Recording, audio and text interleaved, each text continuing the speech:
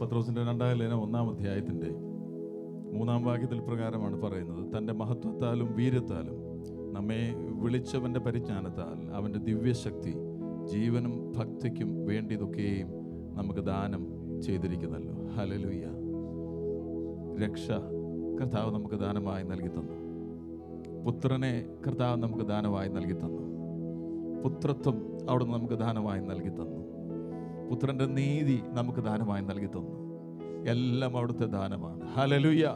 രാവിലെ ആ ദാനങ്ങളെ ഓർത്ത്, കർത്താവ് നൽകി തന്ന ആ കൃപകളെ ഓർത്ത് കർത്താവിനെ സ്തുതിക്കാം. Hallelujah, hallelujah. എൻ്റെ രക്ഷയതോ നിന്റെ ദാനം, പുത്രനെ തന്നല്ലോ നിന്റെ ദാനം.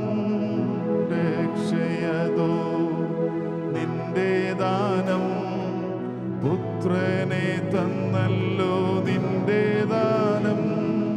നേടിയതൊന്നുമില്ല, എല്ലാം അപ്പാ നിന്റെ ദാനം. നേടിയതൊന്നുമില്ല, എല്ലാം അപ്പാ നിന്റെ ദാനം. എൻ പുത്രത്വമോ നിന്റെ ദാനം, നീതിയതോ നിന്റെ ദാനം. എൻ പുത്രത്വമോ നിന്റെ ദാനം, എൻ നീതിയതോ നിന്റെ ദാനം. നേടിയൊന്നുമില്ല, എല്ലാം അപ്പാ നിന്റെ ദാനം. നേടിയൊന്നുമില്ല, എല്ലാം അപ്പാ നിന്റെ ദാനം. എല്ലാം നിന്റെ ദാനം, എല്ലാം നിന്റെ ദാനം. എല്ലാം നിന്റെ ദാനം, എല്ലാം നിന്റെ ദാനം. നേടിയൊന്നുമില്ല, എല്ലാം അപ്പാ നിന്റെ ദാനം. നേടിയൊന്നുമില്ല, എല്ലാം അപ്പാ നിന്റെ ദാനം. നേടിയൊന്നുമില്ല, എല്ലാം അപ്പാ നിന്റെ ദാനം. ഹല്ലേലൂയ. ആത്മാർത്ഥമായി ദൈവത്തോട് പറയാമോ, കർത്താവേ, എല്ലാം അങ്ങയുടെ ദാനമാണ് ഞങ്ങൾ അനുഭവിക്കുന്നത്. ജീവനും ഭക്തിക്കും ആവശ്യമായതെല്ലാം ക്രിസ്തുവിൽ ഞങ്ങൾക്ക് സ്വർഗത്തിൽ നിന്ന് ദാനമായി നൽകി തന്നതോർത്ത്, പുത്രത്വം ദാനമായി നൽകി തന്നതോർത്ത്, പുത്രന്റെ നീതി ദാനമായി നൽകി തന്നതോർത്ത്, നിത്യജീവൻ ദാനമായി നൽകി തന്നതോർത്ത്, രക്ഷ ദാനമായി നൽകി തന്നതോർത്ത്, ആത്മാവിനെ ദാനമായി നൽകി തന്നതോർത്ത്, ഹല്ലേലൂയ, വിശുദ്ധന്മാരുമായിട്ടുള്ള ഈ കൂട്ടായ്മ ദാനമായി നൽകി തന്നതോർത്ത്, ജീവനും ഭക്തിക്കും ആവശ്യമായതെല്ലാം ക്രിസ്തുയേശുവിൽ ദാനമായി നൽകി തന്നതോർത്ത് ഞങ്ങളെ സ്തുതിക്കുന്നു. കർത്താവേ, ഒന്നും ഞങ്ങൾ നേടിയതല്ല, എല്ലാം അങ്ങയുടെ ദാനമാണ്, എല്ലാം അങ്ങയുടെ ദാനമാണ്. ഹല്ലേലൂയ.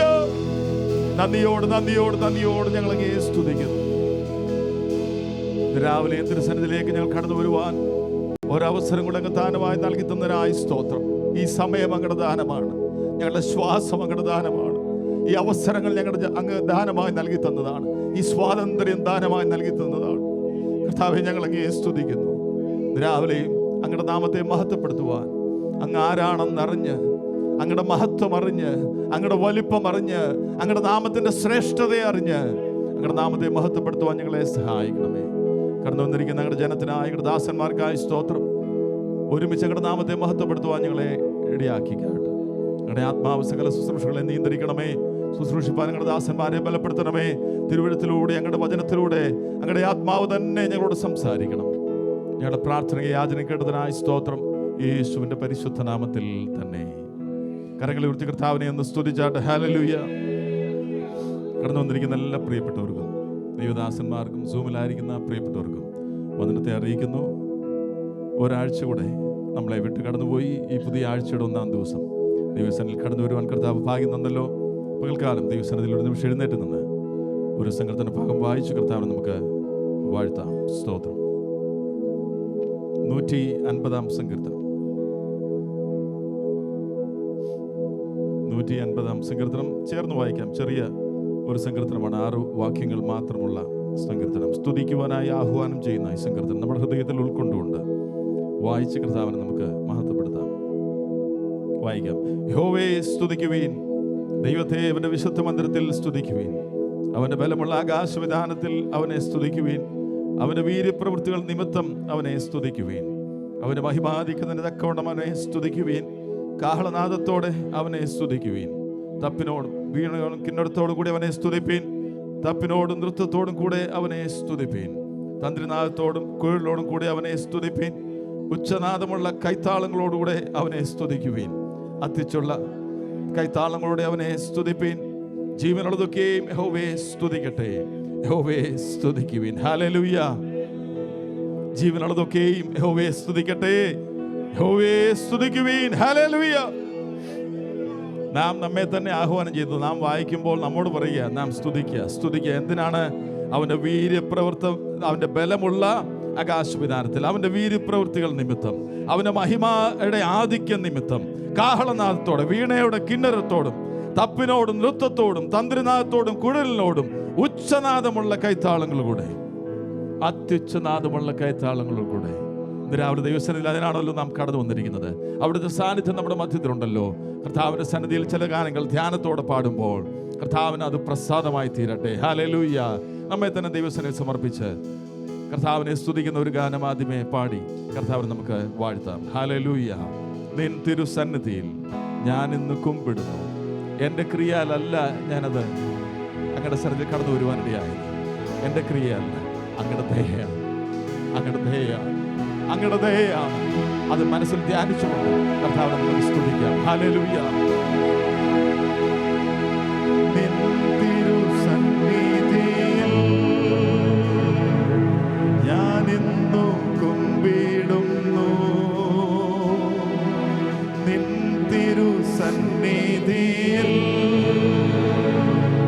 ഞാൻ ഇന്നു കുമ്പിടുന്നു. എൻ ക്രിയയാലല്ല, നിൻ ദയയാൽ മാത്രം ഞാൻ ഇന്നു കുമ്പിടുന്നു.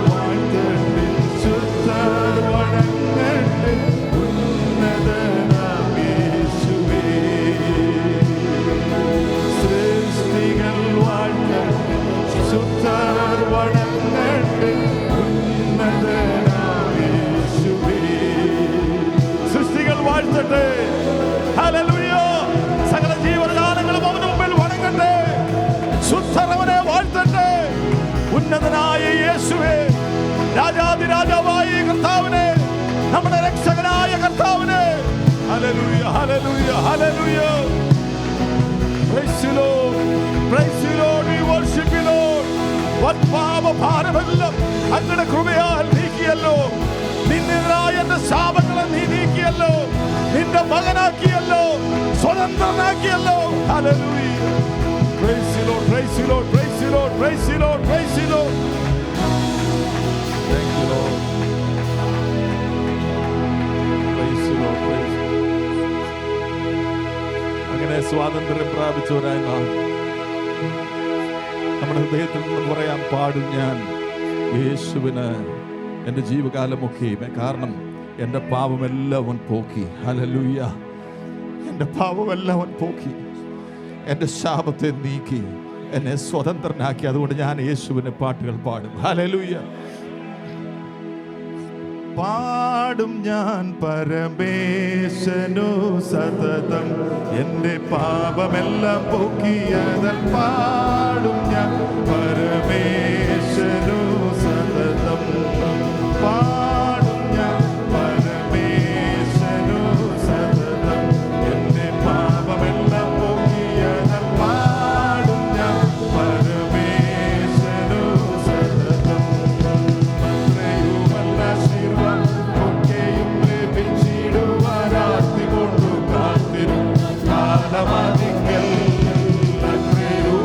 ആശീർവാദം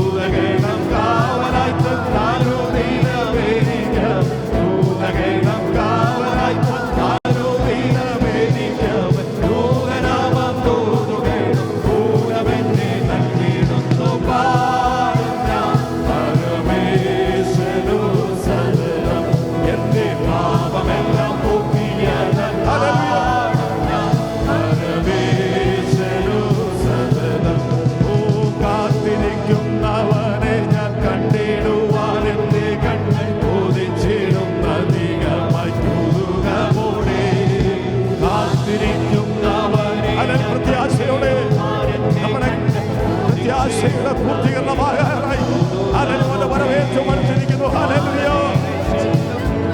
കാഹളനാദം കേൾക്കൂ, കാലമേറെ ചൊല്ലും മുൻപേ കാഹളനാദം കേൾക്കൂ, കാതുകേളും ബോധിക്കും കാരുണ്യവാദിനെ ദേവാ പാടും ഞാൻ പരമേശ്വരു സതതം.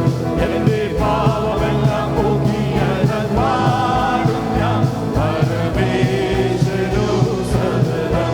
ഓ വാട്ടവും മാലിന്യവുമേ ഒട്ടുമേ ശീലാതെ ഉത്തമമവകാശം ലഭ്യമാകുവാൻ.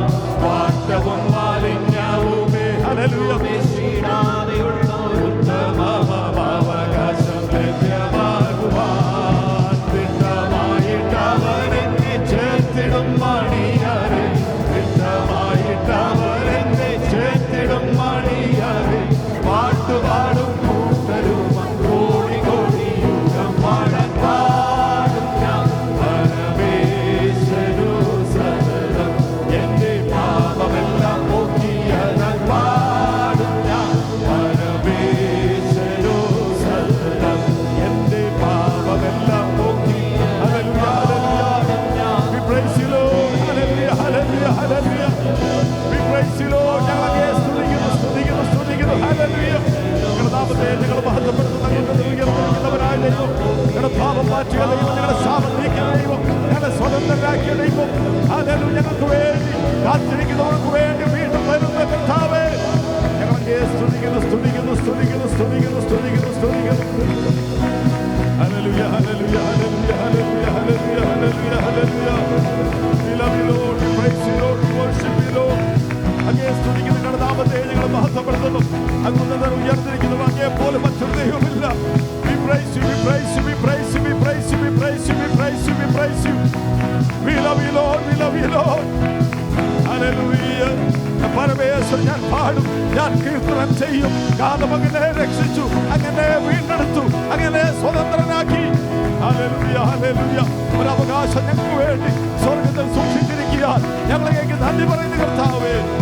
Hallelujah, hallelujah, hallelujah, hallelujah, hallelujah. Praise you, Lord, praise you, Lord, praise you.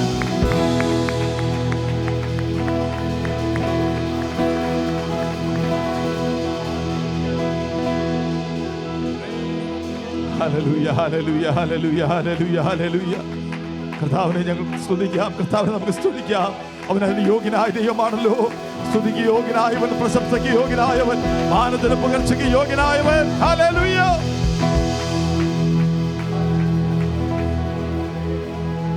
തുടർന്ന് കർത്താവിന്റെ സന്നിധിയിൽ പ്രാർത്ഥനയോടെ, സ്തുതികളോടെ, സ്തോത്രത്തോടെ ആയിരിക്കാൻ കർത്താവ് നമ്മെ സഹായിക്കട്ടെ. തുടർന്നുള്ള ശുശ്രൂഷകളുടെ അനുഗ്രഹത്തിന് വേണ്ടി ചുരുക്കം വാചകൾ ജോസ് പാസ്റ്റർ ഇപ്പോൾ പ്രാർത്ഥിക്കുന്നത്.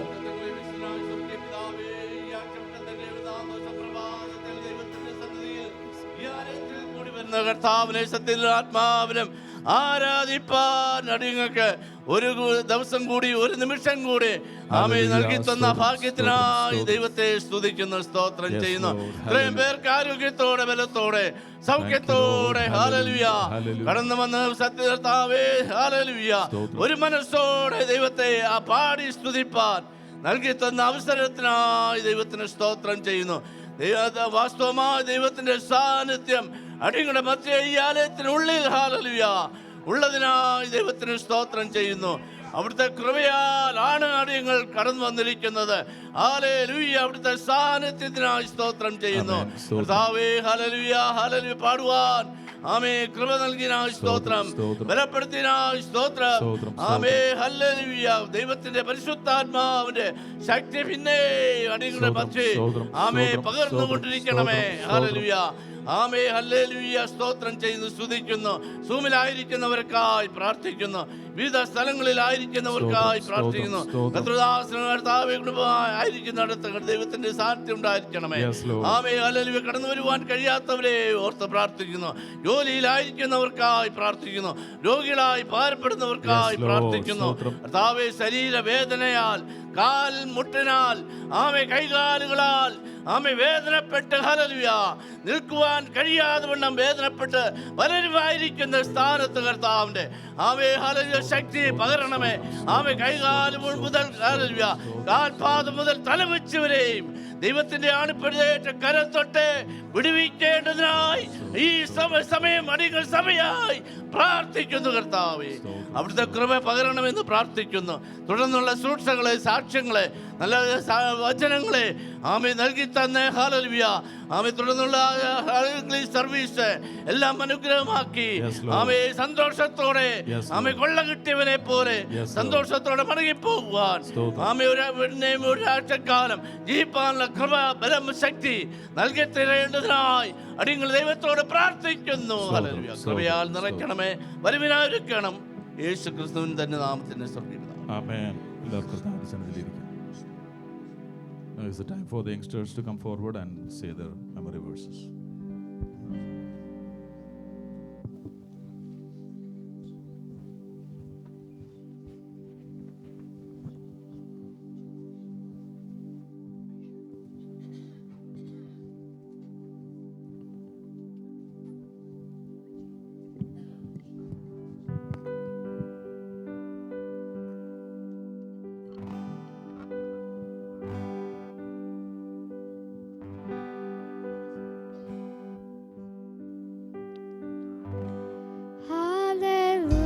Hallelujah, praise the one who set me free.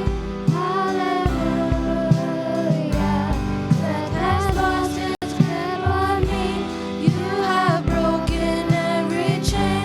There's salvation in your name, Jesus Christ, my living hope. Hallelujah, praise the one who set me free. Hallelujah, death has lost its grip on me. You have broken every chain.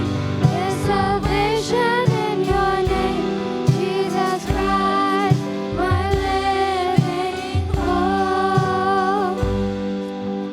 Philippians 2:13. For it is God who works in you both to will and to do for his good pleasure. Philippians 2 verse 13.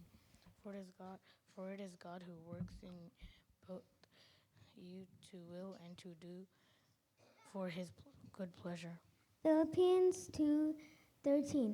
For it is God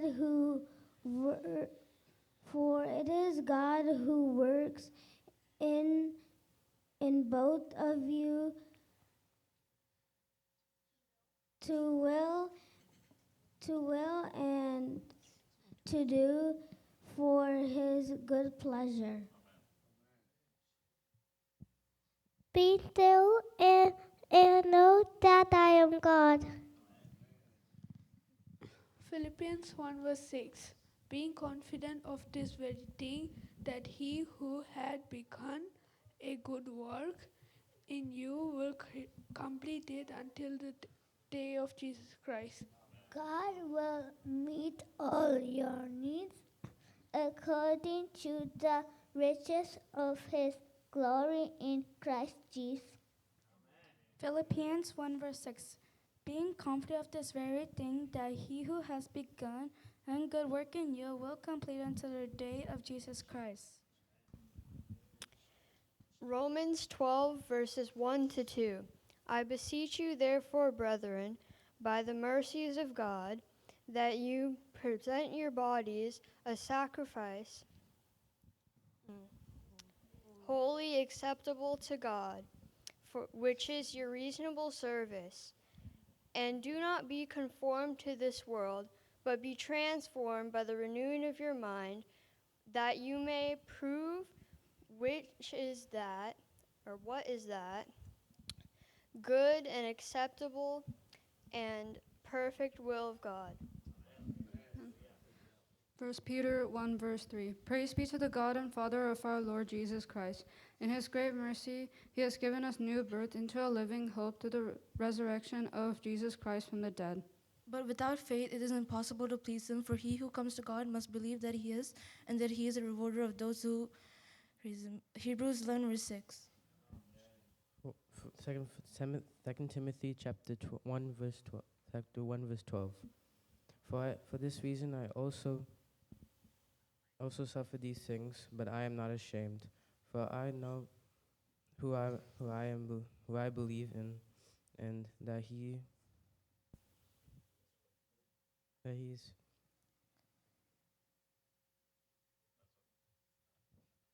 Hebrews 11:6. For without faith it is impossible to please him.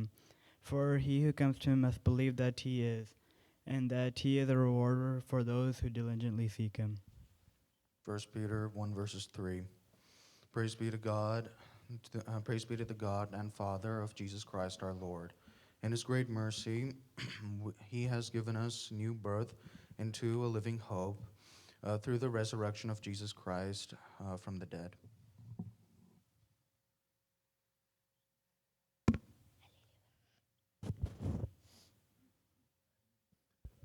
നമുക്ക് കണ്ണടയ്ക്കാം. നമ്മുടെ കുഞ്ഞുങ്ങൾക്ക് വേണ്ടി പ്രാർത്ഥിക്കാം. സ്തോത്രം, സ്തോത്രം, സ്തോത്രം, സ്തോത്രം. കഴിഞ്ഞൊരാഴ്ച കൂടെ അവരെ കർത്താവ് പരിപാലിച്ചു. അവരുടെ സ്കൂൾ ജീവിതത്തിൽ, അവരുടെ പഠനങ്ങളിലൊക്കെ കർത്താവ് കൂടെ ഇരുന്നു. അവരെ ദൈവകൃപയുടെ മറവിൽ കർത്താവ് മറച്ചു. നമുക്ക് ഒരുമിച്ചൊന്ന് സ്തോത്രം ചെയ്യാം. ഹല്ലേലൂയ. സ്തോത്രം, സ്തോത്രം, സ്തോത്രം.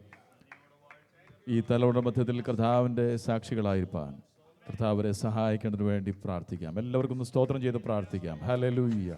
സ്തോത്രം, സ്തോത്രം, സ്തോത്രം, സ്തോത്രം, സ്തോത്രം. ദൈവത്തിൻ്റെ കർത്താവിൻ്റെ കരുണയുടെ കരത്തിൽ അവരെ വഹിക്കേണ്ടതിന് വേണ്ടി പ്രാർത്ഥിക്കാം. ആപത്തുകളും അനർത്ഥങ്ങളും തിങ്ങി നിറഞ്ഞ ഈ പട്ടണത്തിൻ്റെ നടുവിൽ അവരായിരിക്കുമ്പോൾ ദൈവകൃപയുടെ മറവിൽ അവരെ മറച്ച് കർത്താവിൻ്റെ സാക്ഷികളായി കർത്താവ് അവരെ ഉപയോഗിക്കേണ്ടതിന് വേണ്ടി പ്രാർത്ഥിക്കാം. നാം എല്ലാവരും പ്രാർത്ഥിക്കുമ്പോൾ പ്രിയ രാജു തോമസ് അങ്കിൾ കുഞ്ഞുങ്ങൾക്ക് വേണ്ടി പ്രാർത്ഥിക്കുന്നതായിരിക്കും. സ്തോത്രം, സ്തോത്രം, സ്തോത്രം, സ്തോത്രം, സ്തോത്രം, സ്തോത്രം. Praise the Lord. സ്തോത്രം, സ്തോത്രം. Yes Lord.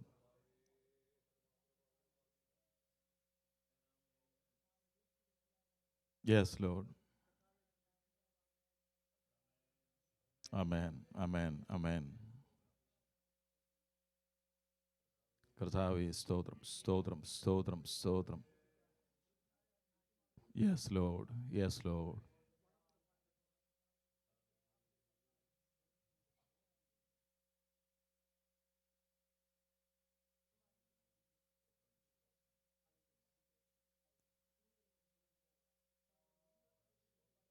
Yes, Lord. Hallelujah. Stotram, stotram, stotram, stotram. Yes, Lord. Yes, Lord. Yes, Lord.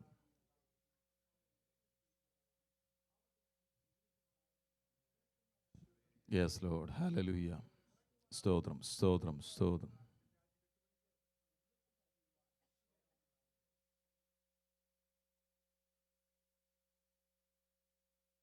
ആമേൻ. കരങ്ങൾ ഉയർത്തി കർത്താവിനെ ഒന്ന് ഒരിക്കൽ കൂടെ സ്തുതിച്ചാട്ട്. ഹല്ലേലൂയ.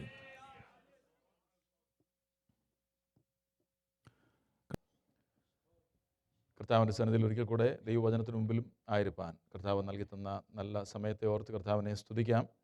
ഒരവസരങ്ങളുടെ എളിവനും ദൈവവചനമായി നിങ്ങളെ ശുശ്രൂഷിപ്പാൻ ലഭിച്ച അവസരത്തെ ഓർത്ത് ഞാൻ കർത്താവിനെ സ്തുതിക്കുന്നു.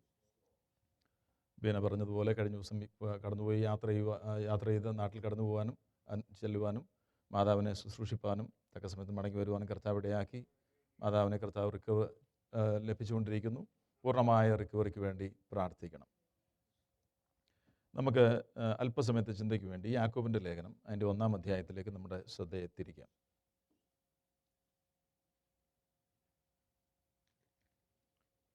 The Epistle of James, chapter 1.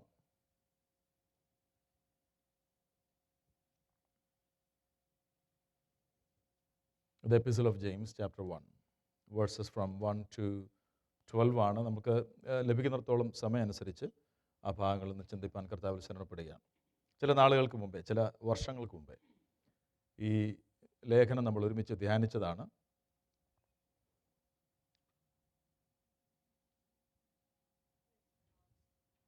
നമ്മുടെ വിശ്വാസം പരിശോധിക്കപ്പെടുമ്പോൾ എന്നുള്ളതാണ് നാം ഇതിൽ നിന്നും മനസ്സിലാക്കുന്ന പ്രധാനപ്പെട്ട ഒരു കാര്യം. വിശ്വാസം എന്നത് എന്താണെന്ന് ഞാൻ പറയാം. ഇവിടെ പറഞ്ഞിരിക്കുന്ന വിശ്വാസം എന്താണെന്ന് ഞാൻ പറയാം.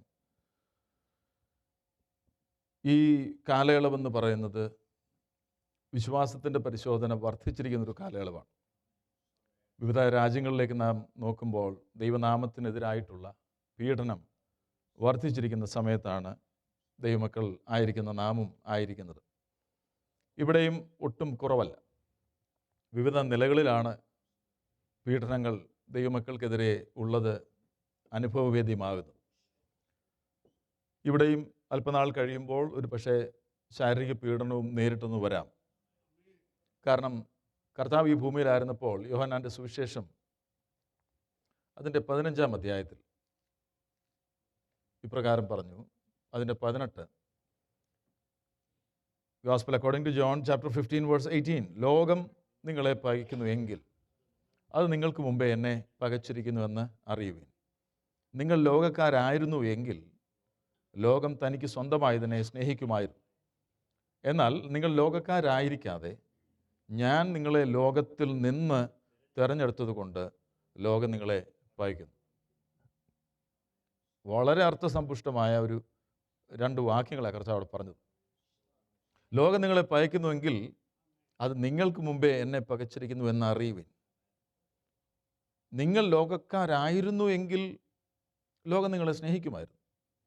പക്ഷേ ഞാൻ നിങ്ങളെ തിരഞ്ഞെടുത്തപ്പോൾ നിങ്ങളുടെ തിരഞ്ഞെടുപ്പിൻ്റെ ആഴമെന്ന് പറയുന്നത് ലോകത്തിൽ നിന്ന് തന്നെയാണ് നിങ്ങളെ തിരഞ്ഞെടുത്തത്. നിങ്ങളെ വെറുതെ തിരഞ്ഞെടുക്കുകയല്ല, നിങ്ങളെ ലോകത്തിൽ നിന്ന് തന്നെ തിരഞ്ഞെടുത്തതാണ്.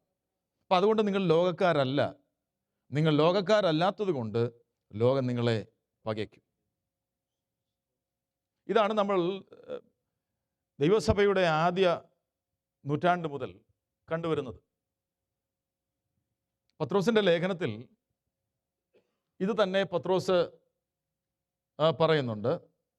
പത്രോസിൻ്റെ 1-ാം ലേഖനം 3-ാം അധ്യായത്തിൻ്റെ 12-ാം വാക്യത്തിൽ, പ്രിയമുള്ളവരെ, നിങ്ങളുടെ പരീക്ഷയ്ക്കായി, പരീക്ഷ എന്ന് പറയുന്നത് വിശ്വാസത്തിൻ്റെ പരീക്ഷയ്ക്കായി സംഭവിച്ചിരിക്കുന്ന അഗ്നിശോധനയിൽ ഒരു അപൂർവ കാര്യം നിങ്ങൾക്ക് വന്നുകൂടി എന്ന് വെച്ച് അതിശയിക്കരുത്.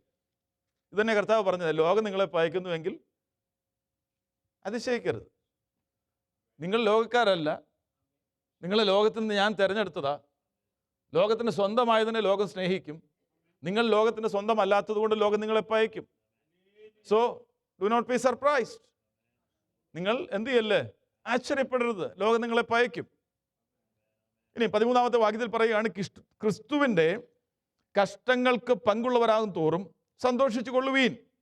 അങ്ങനെ നിങ്ങൾ അവൻ്റെ തേജസ്സിൻ്റെ പ്രത്യക്ഷതയിൽ ഉല്ലസിച്ച് ആനന്ദിപ്പാൻ ഇടവരും. യാക്കോബിൻ്റെ ഈ ലേഖനം നാം മനസ്സിലാക്കുമ്പോൾ സഭയുടെ ആദ്യ സമയങ്ങളിൽ തന്നെ മാത്രമല്ല, യാക്കോബിൻ്റെ ലേഖനമാണ് പുതുനിയമത്തിൽ ആദ്യം എഴുതപ്പെട്ട ലേഖനം. സ്തേഫാനോസിൻ്റെ രക്തസാക്ഷിത്വത്തെ തുടർന്ന് വിവിധ സ്ഥലങ്ങളിലേക്ക് ചിതറിപ്പോയ ദൈവമക്കൾക്കാണ് ഈ ലേഖനം എഴുതുന്നത്. അതുകൊണ്ടാണ് 1-ാം അധ്യായത്തിൻ്റെ 1-ാം വാക്യത്തിൽ ചിതറിപ്പാർക്കുന്ന 12 ഗോത്രങ്ങൾ അന്ന് അവിടെ എഴുതിയിരിക്കുന്നത്. അതായത് പീഡന നിമിത്തം വിവിധ സ്ഥലങ്ങളിലേക്ക് ചിതറിപ്പോയ ദൈവമക്കൾക്കാണ്, അവരാണ് ഈ ലേഖനം ആദ്യം വായിക്കുന്നത്. പത്രോസിൻ്റെ ലേഖനം അതുപോലെ തന്നെ വിവിധ നിലകളിൽ പീഡന നിമിത്തം വിവിധ സ്ഥലങ്ങളിലേക്ക് ചിതറിപ്പോയ ദൈവമക്കൾ ആ പത്രോസിൻ്റെ ലേഖനം വായിക്കുന്നത്. ഇമ്മീഡിയറ്റ് ആയിട്ടുള്ള വായനക്കാർ, ഇനീഷ്യൽ വായനക്കാർ, അവരെ അഡ്രസ്സ് ചെയ്താണ് എഴുതുന്നത്. പക്ഷെ ദൈവവചനത്തിൻ്റെ പ്രത്യേകത എന്ന് പറയുന്നത് അന്നും ഇന്നും എന്നുമുള്ള ദൈവമക്കൾക്ക് ഇത് ആപ്ലിക്കബിളാണ്. കാരണം ഇത് എഴുതിയത് ഒരു മനുഷ്യനല്ല, പരിശുദ്ധാത്മാവാണ് എഴുതിയത്. ഇപ്പോൾ പ്രായോഗിക തലത്തിലുള്ള കാര്യങ്ങളാണ്, പ്രാക്ടിക്കൽ ക്രിസ്ത്യൻ ലൈഫാണ് യാക്കോബ് കൈകാര്യം ചെയ്യുന്നത്. ഒരു ദൈവ പൈതൽ ശ്രദ്ധിക്കേണ്ടതായിട്ടുള്ള കാര്യങ്ങൾ. ഈ ലോകത്തിൽ അവൻ ജീവിക്കുമ്പോൾ അവൻ എങ്ങനെയായിരിക്കണം, അവൻ്റെ വിശ്വാസത്തിൻ്റെ പ്രൊഫഷൻ, അതായത് അവൻ വിശ്വാസിയാണെന്ന് പറയുന്നത് എങ്ങനെ പ്രായോഗിക തലത്തിൽ തെളിയിച്ചു കാണിക്കാം. 3-ാം അധ്യായത്തിലൊക്കെ അതാണ് നമ്മൾ കാണുന്നത്. വിശ്വാസിയാണെന്ന് പറയുക മാത്രമല്ല, നാവിലൂടെ അത് വെളിപ്പെടും. 2-ാം അധ്യായത്തിൽ വിശ്വാസിയാണെന്ന് പറയുക മാത്രമല്ല, പ്രവൃത്തിയിലൂടെ അത് വെളിപ്പെടും. അപ്പോൾ പ്രാക്ടിക്കൽ ക്രിസ്ത്യൻ ലൈഫ്, പ്രായോഗിക ക്രിസ്ത്യ ജീവിതം ഒരു വിശ്വാസിയാണെങ്കിൽ അതെങ്ങനെയായിരിക്കും? ഇവിടെ 1-ാം അധ്യായത്തിൻ്റെ 1 മുതൽ 12 വരെയുള്ള വാക്യങ്ങളിൽ നാം പ്രൊഫസ് ചെയ്യുന്ന ഈ വിശ്വാസത്തിൻ്റെ പരിശോധനയെക്കുറിച്ചാണ് പറയുന്നത്. Testing of our faith. അത് വിവിധ നിലകളിലാണ് ദൈവം നമ്മുടെ ജീവിതത്തിൽ അനുവദിക്കുന്നത്. ബട്ട് ഒരു കാര്യം ഷുവർട്ടിയിൽ നമ്മൾ വിശ്വസിക്കണം, മനസ്സിലാക്കണം, there will be testing. There will be testing. പരിശോധന ഉണ്ട്, പരീക്ഷ ഉണ്ട്. പരീക്ഷയും പരിശോധനയും, ട്രയൽസ്, സഫറിങ്സ്, ഇതെല്ലാം ഒരേ അർത്ഥമാണ്. നമുക്കറിയാം, നാമൊക്കെ വിദ്യാഭ്യാസം ചെയ്ത സമയങ്ങളിൽ പരീക്ഷകളുണ്ട്. ഇവിടുത്തെ സിസ്റ്റം അല്ല നാട്ടിലെ സിസ്റ്റം. നാട്ടിൽ ആ പരീക്ഷയുടെ ആ സമയത്താണ് നമ്മൾ മിക്കവാറും ഒക്കെ, നമ്മൾ മീൻസ് എൻ്റെ കാര്യം ഞാൻ പറഞ്ഞു. കാരണം ഇവിടെ എന്ന് പറഞ്ഞാൽ വീക്ക്ലി ടെസ്റ്റാണ്. വീക്ക്ലി ടെസ്റ്റാണ്, എന്നും പരീക്ഷയാണ്. പഠിച്ചത് പരീക്ഷയിട്ട്, പഠിച്ചത് പരീക്ഷയിട്ട്, അങ്ങനെ പോവാം. നമ്മൾ അവിടെ ഓണം, ക്രിസ്മസ്, പിന്നെ ഫൈനൽ.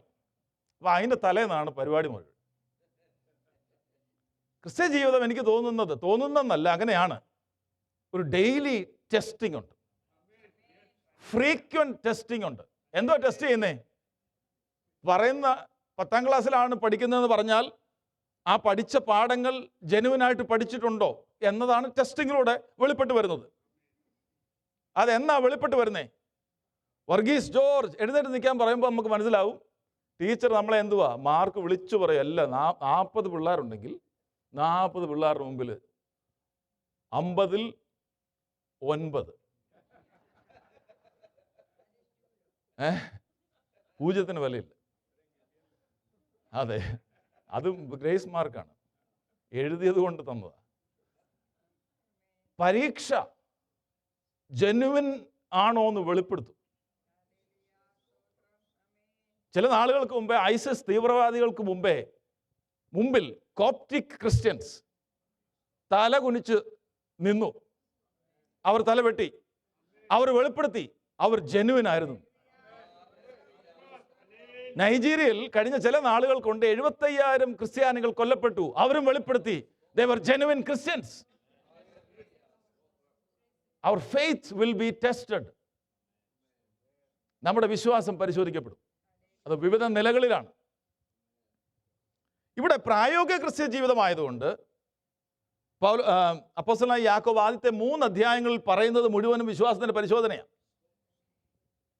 ഈ 1 മുതൽ 12 വരെയുള്ള വാക്യങ്ങളിൽ വിശ്വാസത്തിൻ്റെ പരിശോധന ബൈ ട്രയൽസ് എന്ന് പറഞ്ഞു കഴിഞ്ഞാൽ വിശ്വാസം പരിശോധിക്കപ്പെടുകയാണ് വിവിധ ജീവിത അനുഭവങ്ങളിലൂടെ. 13 മുതൽ 21 വരെയുള്ള വാക്യങ്ങളിൽ ദൈവം നമ്മളെ ദോഷങ്ങളാൽ പരീക്ഷിക്കത്തില്ല, അല്ലെങ്കിൽ പ്രലോഭിപ്പിക്കത്തില്ല. He will not tempt us, but he will test us. 22 മുതൽ 27 വരെ ദൈവവചനത്താലുള്ള വിശ്വാസത്തിൻ്റെ പരിശോധനയുണ്ട്. 2-ാം അധ്യായത്തിൻ്റെ 1 മുതൽ 13 വരെ നാം പറയുന്ന വിശ്വാസം ശരിയാണോ എന്ന് മറ്റുള്ള ഒരു സഹോദരനോടുള്ള മനോഭാവത്തിൽ തെളിയും. അത് നമുക്ക് ആ ഭാഗം വായിക്കുമ്പോൾ അറിയാം. നമ്മൾ അതല്ല ഇന്ന് ധ്യാനിക്കുന്നത്, 1-ാം അധ്യായത്തിലാണ് നാം നിൽക്കുന്നത്. പക്ഷേങ്കിൽ ഒരു വിശ്വാസത്തിൻ്റെ പരിശോധന എന്ന ആ മെയിൻ തീം 1 മുതൽ 3 വരെയുള്ള അധ്യായങ്ങളിൽ പറഞ്ഞിരിക്കുന്നത് ഞാനൊന്ന് വിശദമാക്കുന്നത് മാത്രമേ ഉള്ളൂ. 2-ാം അധ്യായത്തിൻ്റെ 14 മുതൽ 26 വരെ നമ്മുടെ നല്ല പ്രവൃത്തിയിലൂടെ നാം പറയുന്ന വിശ്വാസിയാണോ നാം എന്ന് തെളിയിക്കും. 3-ാം അധ്യായത്തിൽ മുഴുവനും കഴിഞ്ഞ സഹോദരിമാരുടെ മീറ്റിങ്ങിൽ പറഞ്ഞ കാര്യമാണ്. എന്തുവായിരുന്നു? നാവിലൂടെയുള്ള വിശ്വാസത്തിൻ്റെ പരിശോധന. അപ്പോൾ നിങ്ങൾ ചോദിക്കും, പാസ്റ്റർ ഈ സഹോദരിമാരുടെ മീറ്റിങ്ങിലും കയറിയിരിക്കുകയാണ്. വേണം, അതുകൊണ്ടാണ് കയറിയിരിക്കുന്നത്. പക്ഷെ നല്ല മെസ്സേജായിരുന്നു കേട്ടോ. I genuinely appreciate. Practical Christian ലൈഫാണ്. ജെന്യുവിൻ ആയിട്ട് അവരുടെ ഫെയ്ത്ത്, നമ്മുടെ ഫെയ്ത്ത് ജെന്യുവിൻ ആണോ എന്ന് ടെസ്റ്റ് ചെയ്യുന്നതാണ്. അപ്പോൾ ഇന്ന് നമ്മൾ അല്പസമയം കർത്താവ് അനുവദിച്ചാൽ ചിന്തിക്കുന്നത് 1 മുതൽ 12 വരെയുള്ള വാക്യങ്ങളാണ്. പരിശോധനകളിലൂടെ തെളിയിക്കുന്ന വിശ്വാസം. God will test our faith. എൻ്റെയും നിങ്ങളുടെയും ജീവിതത്തിലേക്ക് തിരിഞ്ഞു നോക്കി നമുക്കൊന്ന് ചിന്തിക്കാം. When God tests us, നമുക്ക് എന്ത് മാർക്ക്? 50-ൽ 9 കിട്ടുന്നത്, അതോ അതിൽ താഴെയാണോ? മോനെ ഇത് മാറ്റിയത് പോയിന്റ് എല്ലാം കഴിഞ്ഞു കേട്ടോ. പണ്ടൊരു ദേവദാസൻ 3 മണിക്കൂർ പ്രസംഗം കേട്ടപ്പോൾ പോയിന്റ് പറഞ്ഞില്ലെന്ന് പറഞ്ഞു, ഭയങ്കര കംപ്ലൈൻറ്റ്. അപ്പോൾ പുള്ളി അടുത്ത ദിവസം പ്രസംഗിച്ചപ്പോൾ ഇന്ന് ഞാൻ പോയിന്റേ പറയുന്നുള്ളെന്ന് പറഞ്ഞു. 14 പോയിന്റ് പറഞ്ഞിട്ട് പുള്ളി ഇരുന്നു. ഞാൻ പറഞ്ഞത്, നാം ഈ പോയിന്റുകളൊക്കെ എഴുതി വെച്ച് ഇവിടെ ചെയ്യുന്നത് എന്തിനാണ്? നമുക്ക് മനസ്സിലാകാൻ വേണ്ടി മാത്രമല്ല, അത് പോയിന്റ് അറിയാമെന്ന് കാണിക്കുന്നതല്ല, നമ്മുടെ ഹൃദയത്തിൽ നിൽക്കാൻ വേണ്ടിയാണ്. കഴിഞ്ഞ ദിവസം ഫാസ്റ്റിംഗ് പ്രയർ പറഞ്ഞപ്പോൾ പറഞ്ഞതുപോലെ, കേൾക്കുന്ന വചനം അത് ആ നല്ല ഹൃദയത്ത് വീണ വിത്ത് പോലെ 30, 60, 100 മേനിയായി ഫലം കായ്ക്കുന്നില്ലെങ്കിൽ ഒരു പ്രയോജനവും ഇല്ല. God tests our faith by trials, എന്ന് പറഞ്ഞാൽ ഡിഫറെൻറ്റ് ലൈഫ് എക്സ്പീരിയൻസസ്. 1-ാം വാക്യത്തിലേക്ക് നമ്മുടെ ശ്രദ്ധയെ തിരിക്കാം. ദൈവത്തിൻ്റെയും കർത്താവായ യേശു ക്രിസ്തുവിൻ്റെയും ദാസനായ യാക്കോബ് എഴുതുന്നത്. ചിതറിപ്പാർക്കുന്ന 12 ഗോത്രങ്ങൾക്ക് വന്ദനം. ദൈവത്തിൻ്റെയും കർത്താവായ യേശു ക്രിസ്തുവിൻ്റെയും ദാസൻ. ആരാണ് ഈ എഴുതുന്നത്? ഈ യാക്കോബ് ആരാണ്? ഈ യാക്കോബിനെ പറ്റി ക്രിസ്തീയ ചരിത്രത്തിൽ പറയുന്നത്, അദ്ദേഹത്തിനൊരു വിളിപ്പേരുണ്ടായിരുന്നു ചരിത്രത്തിൽ. ഓൾഡ് ക്യാമൽ നീസ് എന്നാണ് അദ്ദേഹത്തെ വിളിച്ചിരുന്നത്. ഓൾഡ് ക്യാമൽ നീസ്, KNEES, ഒട്ടകമുട്ടുകാലൻ. അത് ഞാനങ്ങ് ട്രാൻസ്ലേറ്റ് ചെയ്തതേ ഉള്ളൂ. അതായത് ഒട്ടകത്തിൻ്റെ മുട്ടുപോലെ തഴമ്പായിരുന്നു അദ്ദേഹത്തിൻ്റെ മുട്ടിന്. മണിക്കൂറുകൾ അദ്ദേഹം ജനത്തിന് വേണ്ടി പ്രാർത്ഥനയിൽ ചെലവഴിച്ചിരുന്ന ഒരു ഭക്തനായിരുന്നു യാക്കോബ്. അതുകൊണ്ട് ചരിത്രത്തിൽ പറയുന്നത് he was a man of prayer. പ്രാർത്ഥനാ മനുഷ്യൻ എന്ന് പറഞ്ഞിട്ട് മനുഷ്യനില്ല, പക്ഷേ പ്രാർത്ഥിക്കുന്ന മനുഷ്യരുണ്ട്. അപ്പോൾ അദ്ദേഹത്തെ വിളിച്ചിരുന്നത് ഒട്ടകമുട്ടുകാലൻ എന്നാണ്. കർത്താവിൻ്റെ ശുശ്രൂഷ കാലയളവിൽ കർത്താവിൻ്റെ ഒറ്റ സഹോദരന്മാർ പോലും കർത്താവിൽ വിശ്വസിച്ചില്ല എന്നുള്ളതാണ്. None of them believed in him. യോഹന്നാന്റെ സുവിശേഷം 6-ാം അധ്യായത്തിൽ ഈ സഹോദരന്മാർ എന്ന് കർത്താവിനോട് പറയുന്നുണ്ട്. 7-ാം അധ്യായത്തിൽ, നീ പ്രസിദ്ധനാകാൻ ഉദ്ദേശിക്കുന്നെങ്കിൽ ഈ അത്ഭുതങ്ങളും അടയാളങ്ങളൊന്നും ഇവിടെ അല്ല ചെയ്യേണ്ടത്, പട്ടണത്തിൽ ചെയ്യണം. അപ്പോൾ അവർ വിചാരിച്ചത് എന്തുവാ?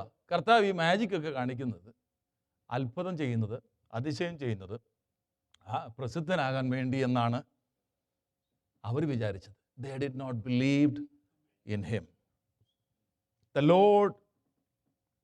The Lord's human brethren did not believe in him that he was the Son of God. അവർ നോക്കുമ്പോൾ അവരോടൊപ്പം ചിരിച്ചു കളിച്ച് വളരുന്ന ഒരു വ്യക്തി, എന്നാൽ അവൻ്റെ ആ ദൈവത്വവും ദൈവപുത്രൻ എന്ന നിലയിൽ മനസ്സിലാക്കുവാൻ അവർക്ക് കഴിഞ്ഞില്ല. എന്നാൽ പിൽക്കാലത്ത് കർത്താവിൻ്റെ പുനരുത്ഥാനത്തിന് ശേഷം പൗലോസ് പറയുന്നു, ഈ അപ്പോസ്തലനായ യാക്കോബിനും കർത്താവ് എന്ത് ചെയ്തു? പ്രത്യക്ഷപ്പെട്ടു. ഇത് ഇവിടെ ഫെയ്ത്തിൻ്റെ ഒരു പ്രോഗ്രഷൻ നമുക്ക് കാണാം. അതെന്താണെന്ന് ചോദിച്ചാൽ, ഒന്ന്, തൻ്റെ സഹോദരൻ എന്ന നിലയിൽ മാനുഷികമായ രീതിയിൽ അറിയാമെങ്കിലും പിൽക്കാലത്താണ് രക്ഷകൻ എന്ന നിലയിൽ തനിക്ക് അനുഭവവേദ്യമായത് കർത്താവിനെ. പക്ഷേ ആ അറിവ് രക്ഷകൻ എന്ന നിലയിൽ മാത്രം നിന്നില്ല, സേവ്യർ എന്ന നിലയിൽ മാത്രം നിന്നില്ല. ഇവിടെ 1-ാമത്തെ വാക്യത്തിൽ തന്നെ പറയുന്നു, യേശു ക്രിസ്തു. യേശു എന്ന് പറയുന്ന വാക്കിൻ്റെ അർത്ഥം എന്താ? രക്ഷകൻ എന്നർത്ഥം. അപ്പോൾ രക്ഷകൻ എന്ന നിലയിൽ മാത്രം അല്ല കർത്താവിനെ നാം അറിയേണ്ടത്. അടുത്തത് ക്രിസ്തു, മശിഹ എന്ന നിലയിൽ കൂടെ നാം അറിയണം. ക്രിസ്റ്റോസ് എന്ന വാക്കിൻ്റെ അർത്ഥം മശിഹ, സാക്ഷാൽ മശിഹ. മാത്രമല്ല അവിടെ പറയുന്നത് കർത്താവ് എന്നും കൂടെ പറഞ്ഞു, ലോർഡ് ജീസസ് ക്രൈസ്റ്റ്. പൗലോസ് തുടർച്ചയായിട്ട് കർത്താവിൻ്റെ നാമത്തെ ഉപയോഗിക്കുമ്പോൾ ഉപയോഗിക്കുന്ന പദപ്രയോഗമാണ് ലോർഡ് ജീസസ് ക്രൈസ്റ്റ്. നാം വെറും യേശു എന്നുള്ള ആ ഒരു നാമം മാത്രമല്ല Yeah, that has a meaning. He is our Savior. But our faith should not stay there. It should go beyond that. It should be our Christ. And more than that, He should be our Lord. Lord Jesus Christ. Lord എന്നുള്ള വാക്കിന്റെ അർത്ഥം കർത്തൃത്വം ചെയ്യുന്നവൻ, സകലത്തിന്റെ മേൽ അധികാരമുള്ളവൻ, പരമാധികാരിയായിരിക്കുന്നവൻ. Jesus എന്നുള്ള വാക്കിന്റെ അർത്ഥം Xavier, രക്ഷകൻ. ക്രൈസ്റ്റ് എന്നുള്ള വാക്കിന്റെ അർത്ഥം മശിക. Lord Jesus Christ. ലോർഡ് എന്നുള്ളത് തൻ്റെ സോവറിനിറ്റിയെ കാണിക്കുന്നത്, തൻ്റെ പരമാധികാരത്തെയാണ് കാണിക്കുന്നത്. ജീസസ് എന്നുള്ളത് തൻ്റെ ഹ്യൂമാനിറ്റിയെ കാണിക്കുന്നേ. ക്രൈസ്റ്റ് എന്നുള്ളത് തൻ്റെ ഡിവിനിറ്റിയെ കാണിക്കുന്നു, ദൈവത്വം. അപ്പോൾ യാക്കോബ് ഒരു സഹോദരൻ എന്ന നിലയിൽ നിന്ന്, ഒരു രക്ഷകൻ എന്ന നിലയിൽ നിന്ന്, കർത്താവ് എന്ന നിലയിൽ നിന്ന് ഇപ്പോൾ പറയുക, ഹീ ഈസ് മൈ മാസ്റ്റർ. അതെങ്ങനെയാ പറയുന്നേ? സഹോദരൻ എന്ന നിലയിൽ വേണമെങ്കിൽ യാക്കോബിന് പറയല്ലേ. യാക്കോബിനെ പറയാൻ പറ്റുള്ളൂ. Because Jesus was his earthly brother, half ബ്രദറാണ്. എന്ന് ചിന്തിച്ചു നോക്കിയ പ്രിയമുള്ളവരെ, നമ്മളാണ് ഈ ലേഖനം എഴുതുന്നതെങ്കിൽ, നമ്മൾ കർത്താവ് ജനിച്ച അതേ ഭവനത്തിലാണ് നമ്മളും ജനിച്ചതെങ്കിൽ എവിടെയെല്ലാം എഴുതാൻ പറ്റും. ഞാനൊരു ഒരു മാഗസിൻ കണ്ടു, ഒരാൾ നടത്തുന്ന ഒരു സ്ഥാപനത്തിൻ്റെ മാഗസിൻ. ഞാൻ അതിശോക്തി പറയല്ല, ആ മാഗസിനിൽ എവിടെയെല്ലാം തൻ്റെ പിക്ചർ വെക്കാൻ പറ്റും അവിടെയെല്ലാം തൻ്റെ പിക്ചർ വെച്ചിട്ടുണ്ട്. ഇതാണ് മനുഷ്യൻ്റെ പ്രകൃതി. യാക്കോബിനെ നോക്കിക്കേ, യേശുവിൻ്റെ സഹോദരനാണെന്ന് തനിക്ക് ജെനുവൻലി പറയാം. And he is Jesus' brother, half brother. But he never mentioned in this epistle that Jesus is his brother. പറയാണ്, I am a servant. അതിൻ്റെ മൂലഭാഷ ഡൂലോസ് എന്ന, ഡൂലോസ് സ്ലേവ് എന്നർത്ഥം. വേറൊരു പദമുണ്ട്, സെർവൻ്റ് തന്നെ അതിൻ്റെ അർത്ഥം, ഡയക്കോണോസ് എന്നാണ് ആ പദം. സെർവൻ്റ്, ഡയക്കോണോസ് എന്നുള്ള പദത്തിൻ്റെ അർത്ഥം സെർവൻ്റാ. ആ സെർവൻ്റിൻ്റെ പ്രത്യേകത, ഇന്ന് ഒരു യജമാനൻ്റെ അടുത്ത് പോയി പണി ചെയ്യും. രാവിലെ 8 മണിക്കൂർ പണി ചെയ്ത് കഴിയുമ്പോൾ പറഞ്ഞ കൂലി മേടിച്ചുകൊണ്ട് വീട്ടിൽ പോകും. നാളെ വേറൊരിടത്ത് പോയി പണി ചെയ്യും. ഇനി ആ പണി ഇഷ്ടപ്പെട്ടില്ലെങ്കിൽ അവിടുന്ന് പോയി വേറൊരിടത്ത് പോകും. Because he is just A servant. അവൻ ആ യജമാനനുമായിട്ട് യാതൊരു നിലയിലുമുള്ള ഒരു കടപ്പാടൊന്നുമില്ല. പണി ചെയ്യുന്നതിൻ്റെ കൂലി ചോദിച്ചു വാങ്ങും. കർത്താവ് ഒരു ഉദാഹരണം പറഞ്ഞു. ഈ കൂലിക്ക് വിളിക്കുന്ന യജമാനെ കുറിച്ച് പറഞ്ഞിട്ടുണ്ട്. ഒരു കൂലി പറഞ്ഞൊത്തുന്ന ഒരു ഒരു ഒരു പണം പറഞ്ഞൊത്തു. പക്ഷേ അവസാനം വിളിച്ചവരെ അവരോട് കൂലിയൊന്നും പറഞ്ഞൊന്നുമില്ല. അവരെ വാ എന്ന് പറഞ്ഞതേ ഉള്ളൂ. അവർ വന്നു. പണിയാൻ കിട്ടിയതാണ് അവരുടെ ഭാഗ്യം. നമ്മളെ അങ്ങനെ വിളിച്ചത് കേട്ടോ. ഇവിടെ വരാൻ സാധിച്ചതാണ് ഭാഗ്യം. നാം മണിക്കൂറിന് കൂലി പറഞ്ഞൊത്തു വന്നവരാകരുത്. അപ്പോസ്തലനായ യാക്കോബ് പറയുകയാണ്, I am not a diakonos. ഞാനൊരു സെർവന്റ് അല്ല. I am a bond slave of the Lord. കാരണം അദ്ദേഹം എപ്പോഴും ഒരു പക്ഷേ ചിന്തിക്കുന്നുണ്ടാവും, എൻ്റെ കർത്താവ് ജീവിച്ചിരുന്ന സമയത്ത് എനിക്കൊന്ന് വിശ്വസിക്കാൻ കഴിഞ്ഞില്ലല്ലോ, അല്ലേ?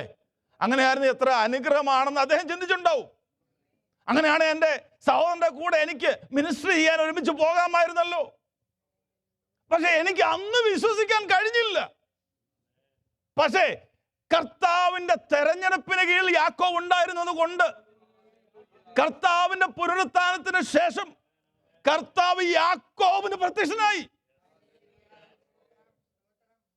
യാക്കോബിന് മാത്രമല്ല, യൂദയും ഇത് തന്നെ എഴുതി വെക്കുന്നേ. യൂദയും കർത്താവിൻ്റെ ഹാഫ് ബ്രദറാ. യൂദ എഴുതുമ്പോഴും അവിടെ ആ ഒരു അധ്യായത്തിൽ എവിടെയെങ്കിലും താൻ എഴുതിയില്ല, ഞാൻ കർത്താവിൻ്റെ ഹാഫ് ബ്രദറാണ്. അതിന് പകരം താൻ എഴുതുക, ഐ എം എ ഡൂലോസ്, ഞാനൊരു അടിമയാണ്, ഐ എം എ സ്ലേവ്, ഞാനൊരു സ്ലേവാണ്. ഇതാണ് ആ മനോഭാവം.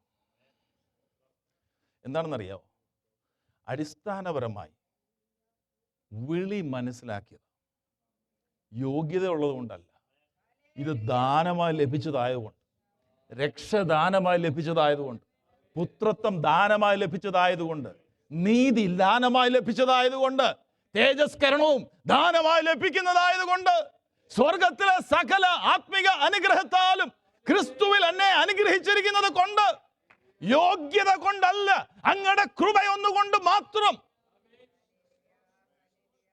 ചില നാളുകൾക്ക് മുമ്പേ ആരാധന എന്നുള്ള വിഷയത്തെ സംബന്ധിച്ച് ഞാൻ സംസാരിച്ചപ്പോൾ എബ്രഹാം ലിങ്കന്റെ ഒരു ഉദാഹരണം ഞാൻ പറയുകയുണ്ടായി. നിങ്ങൾക്ക് ഓർമ്മയുണ്ട്? ഒരു സ്ലേവ് ആയിരിക്കുന്ന ഒരു പെൺകുട്ടിയെ എബ്രഹാം ലിങ്കൻ പ്രസിഡന്റ് ആയിരുന്ന വ്യക്തി വിലയ്ക്ക് വാങ്ങിയപ്പോൾ ആ പെൺകുട്ടി ചോദിക്കുകയാണ്, അനേകർ എന്നെ വിലയ്ക്ക് വാങ്ങിയിട്ടുണ്ട്, ഇനി നിന്റെ ഉദ്ദേശം എന്താ എന്നെക്കുറിച്ച്? നീയും വിലയ്ക്ക് വാങ്ങി എന്നെ. അപ്പോൾ ആ പ്രസിഡൻ്റായിരുന്ന എബ്രഹാം ലിങ്കൻ പറയുക, ഞാൻ നിന്നെ വിലയ്ക്ക് വാങ്ങിയത് മറ്റുള്ളവരുടെ കൂട്ട് നിന്നെ അടിമയാക്കാൻ വേണ്ടിയല്ല, നിന്നെ സ്വതന്ത്രനാക്കാൻ വേണ്ടിയാണ്. I bought you with a price so that I can free you. നമ്മെ വിലയ്ക്ക് വാങ്ങിയത് നമ്മെ സ്വതന്ത്രരാക്കാനാ. പാപത്തിന്റെ അടിമത്തത്തിൽ ചങ്ങലയിലായിരുന്ന, പിശാചിന്റെ ചങ്ങലയിലായിരുന്ന, ശാപത്തിന്റെ കീഴിലായിരുന്ന, ഈ ലോകത്തിന്റെ അധിപതിയെ സേവിച്ചിരുന്ന, നമ്മുടെ പ്രകൃതത്തിന്റെ കീഴിൽ അടിമത്തത്തിലായിരുന്ന നമ്മെ പുത്രൻ തമ്പുരാൻ തന്റെ പുണ്യാഹ രക്തത്താൽ വിലയ്ക്ക് വാങ്ങിയത് നമ്മെ സ്വതന്ത്രരാക്കാൻ വേണ്ടിയാണ്. ആ സ്വാതന്ത്ര്യത്തിൽ കർത്താവിനെ സ്തുതിക്കുവാൻ, ആരാധിപ്പാൻ നാം കടംപെട്ടവരാണ്. അപ്പോൾ ആ സഹോദരി, ആ പെൺകുട്ടി പറയുക, നീ എന്നെ സ്വതന്ത്രയാക്കാൻ വേണ്ടിയാണ് എന്നെ വാങ്ങിയതെങ്കിൽ ഞാൻ എന്നും നിന്റെ അടിമയായിരിക്കും. ഇതാണ് ഈ അപ്പോസ്തലന്മാരുടെ ജീവിതത്തിൽ കാണുന്നത്. അർഹതയില്ലാത്തിടത്ത് വിളിച്ച് വേർതിരിച്ച് സ്വന്തമാക്കി അപ്പോസ്തലിക പദവി കൊടുത്തപ്പോൾ അവർ പറയുക, ഞങ്ങളുടെ ജീവിതം മുഴുവനും നിന്റെ മുമ്പിൽ ഒരു അടിമയെ പോലെ ആയിരിക്കും. I'm not a diakonos anymore. I am a slave. I am a bond slave. I am a doulos. അപ്പോസ്തലന്മാരുടെ ലേഖനങ്ങളെല്ലാം എടുത്ത് നോക്കിക്കോ, എല്ലാ ലേഖനവും നോക്കിക്കോ. പൗലോസ് റോമർ 1:1, ഇതുപോലെ തന്നെ യോഹന്നാൻ വെളിപ്പാടിന്റെ 1-ാം അധ്യായത്തില്, ജെയിംസില് നമ്മൾ വായിച്ചു, യൂദയുടെ ലേഖനം, പത്രോസിന്റെ ലേഖനം, എല്ലായിടത്തും അവർ പറയുന്നത് ഞാൻ കർത്താവിന്റെ ഒരു ബോണ്ട് സ്ലേവാ. ഭക്തന്മാരെല്ലാം അത് പറയുന്നുണ്ട്. ഒരു സഹോദരി, ഒരു യുവതി ആയിരിക്കുന്ന സഹോദരിയുടെ മുമ്പിൽ ഗബ്രിയേൽ ദൂതൻ പ്രത്യക്ഷപ്പെട്ടിട്ട് പറയുക, നിന്റെ മേൽ അത്യുന്നത ശക്തി നേരിടും, പരിശുദ്ധാത്മാവ് നിന്റെ മേൽ വരും, അപ്പോൾ ഉത്ഭവിക്കുന്ന വിശുദ്ധ പ്രജ, ഇതാ ഞാൻ കർത്താവിന്റെ ദാസി. അവിടെ പറഞ്ഞ അതേ പദമാ, ഐ ആം എ ഡൂലോസ്. ദൈവത്തിന്റെ എൻകൗണ്ടർ യഥാർത്ഥത്തിൽ ലഭിച്ചവർക്ക് മാത്രമേ തന്നെ കണ്ടിട്ട് ഒരു സ്ലേവ് ആണെന്ന് പറഞ്ഞ് ദൈവസന്നിധി സമർപ്പിക്കാൻ കഴിയുള്ളൂ. ഈ യാക്കോബ് അപ്പോസ്തലൻ അതാ ചെയ്യുന്നത്. He could have said that I am Jesus' brother, but instead he calls himself a bond slave of God and of Lord Jesus Christ. Every Christian may know Jesus as his Savior, but the question is whether you know him as your master. രക്ഷകൻ എന്ന നിലയിൽ നമുക്ക് അറിയാം, പക്ഷേ ഒരു യജമാനൻ എന്ന നിലയിൽ അവിടത്തേക്ക് നമുക്ക് മഹത്വം അർപ്പിപ്പാൻ, അവിടത്തേക്ക് മുമ്പിൽ നമ്മെ തന്നെ സമർപ്പിപ്പാൻ നമുക്ക് കഴിയുമോ? ഈ 1-ാം അധ്യായത്തിൽ ഞാൻ പെട്ടെന്ന് പോകാം. ചിതറിപ്പാർക്കുന്ന 12 ഗോത്രങ്ങൾക്ക് വന്ദനം എന്ന് പറയുമ്പോൾ പീഡന നിമിത്തം വിവിധ സ്ഥലങ്ങളിലേക്ക് സ്തേഫാനോസിന്റെ ആ മരണശേഷം ചിതറിപ്പോയവരാണ്. അവസാനം ചിതറിപ്പാർക്കുന്ന 12 ഗോത്രങ്ങൾക്ക് വന്ദനം എന്ന് കണ്ടോ, വന്ദനം, ഗ്രീറ്റിങ്സ്. നമ്മൾ വിചാരിക്കും അത് സാധാരണ ഒരു എഴുത്തെഴുതുമ്പോൾ വന്ദനം എന്ന് എഴുതിയേക്കുന്നത് പോലെയാണ് എന്നാണ് വിചാരിച്ചിരിക്കുന്നതെങ്കിൽ തെറ്റാണ്. കാരണം അവിടെ കൊടുത്തിരിക്കുന്ന ആ പദത്തിന് നമ്മൾ ഉദ്ദേശിക്കാത്തൊരു മീനിങ്ങാണ് ഉള്ളത്. അവിടെ പറയുന്നത് വന്ദനം എന്നല്ല, റിജോയ്സ് എന്നാണ് പറഞ്ഞേക്കുന്നത്. മൂലഭാഷ ഖെറീൻ എന്നൊരു പദമാണ്. അതിൻ്റെ അർത്ഥം സന്തോഷിക്കുക, ഉല്ലസിക്കുക, ആനന്ദിക്കുക. ഓക്കെ, ചിന്തിച്ചേ. പീഡന നിമിത്തം വിവിധ സ്ഥലങ്ങളിലേക്ക് പോയവരാ. അപ്പം അവരോട് യാക്കോബ് എന്താ പറയുന്നേ? സന്തോഷിക്കാൻ. ഇത് യാക്കോബ് മാത്രമാണെന്നോ പറയുന്നേ? വേറൊരാൾ ജയിലിൽ കിടന്നുകൊണ്ട് ഇത് പറയുന്നുണ്ട്. ആരാ? ഫിലിപ്പിയ ലേഖനത്തിൽ അപ്പോസ്തലനായ പൗലോസ് പറയുക, സന്തോഷിപ്പീൻ, എപ്പോഴും സന്തോഷിപ്പീൻ എന്ന് ഞാൻ നിങ്ങളോട് പിന്നെയും പറയുന്നു, നിങ്ങളുടെ സൗമ്യത സകല മനുഷ്യരും അറിയട്ടെ. അടുത്തതാ പ്രധാനം, കർത്താവ് വരാൻ അടുത്തിരിക്കുന്നു. അപ്പൊ സന്തോഷിക്കുക എന്ന് പറഞ്ഞാൽ ചുമ്മാ അങ്ങ് പൊട്ടന്മാർ ചിരിക്കുന്ന പോലെ ചിരിക്കണമെന്നല്ല. അതിനൊരു കാരണമുണ്ട്. There is a reason. അവിടെ പൗലോസ് പറയുന്നത് അവന്റെ വരവടുത്തിരിക്കാൻ നിങ്ങൾക്ക് സന്തോഷിക്കാം എന്ന് പറഞ്ഞാൽ, നമ്മിൽ വെളിപ്പെടുവാനുള്ള തേജസ് വിചാരിച്ചാൽ ഈ കാലത്തിലെ കഷ്ടം സാരമില്ല, അതുകൊണ്ട് സന്തോഷിക്കാം. പത്രോസിന്റെ 1-ാം ലേഖനം അതിന്റെ 1:6 പറഞ്ഞിരിക്കുന്നത്, അതിൽ നിങ്ങൾ ഇപ്പോൾ അല്പനേരത്തേക്ക് നാനാ പരീക്ഷകളാൽ ദുഃഖിച്ചിരിക്കേണ്ടി വന്നാലും ആനന്ദിക്കുന്നു. ഇതെങ്ങനെയാ പറ്റുന്നേ? നാനാ പരീക്ഷകൾ എന്നാ പറഞ്ഞേക്കുന്നേ. എന്നാ വിവിധമായ, ഇവിടെയും പറയുന്നുണ്ട് വിവിധമായ പരീക്ഷകൾ ഒന്നായി പ്രതീക്ഷിക്കാത്ത നിലയിൽ ഒരു ദൈവവേദന്റെ വിശ്വാസത്തെ പരിശോധിക്കുമ്പോൾ ദൈവത്തിന്റെ ആത്മാവ് അപ്പോസ്തലനോട് പറയുകയാണ്, അപ്പോസ്തലന്മാരോട് പറയുകയാണ്, നിങ്ങൾക്ക് ആനന്ദിക്കാം, നിങ്ങൾക്ക് സന്തോഷിക്കാം, നിങ്ങൾക്ക് ദൈവത്തിൽ ആനന്ദിക്കാം, നിങ്ങൾക്ക് പരിശുദ്ധാത്മാവിൽ സന്തോഷിക്കാം. എന്തുകൊണ്ട്? ഒന്ന്, കർത്താവ് വരുവാൻ അടുത്തിരിക്കുന്നു, നിങ്ങളുടെ രക്ഷയുടെ പൂർത്തീകരണം അടുത്തിരിക്കുന്നു. ഇവിടെ പറഞ്ഞിരിക്കുന്നത് നിങ്ങൾ സന്തോഷിക്കുന്ന എന്തിനാണെന്ന് 7-ാം വാക്യത്തിൽ പറയുന്നത്, പത്രോസിന്റെ 1-ാം ലേഖനം 1:7, അഴിഞ്ഞു പോകുന്നതും. വായിച്ചാട്ടെ. ആ ആ ആ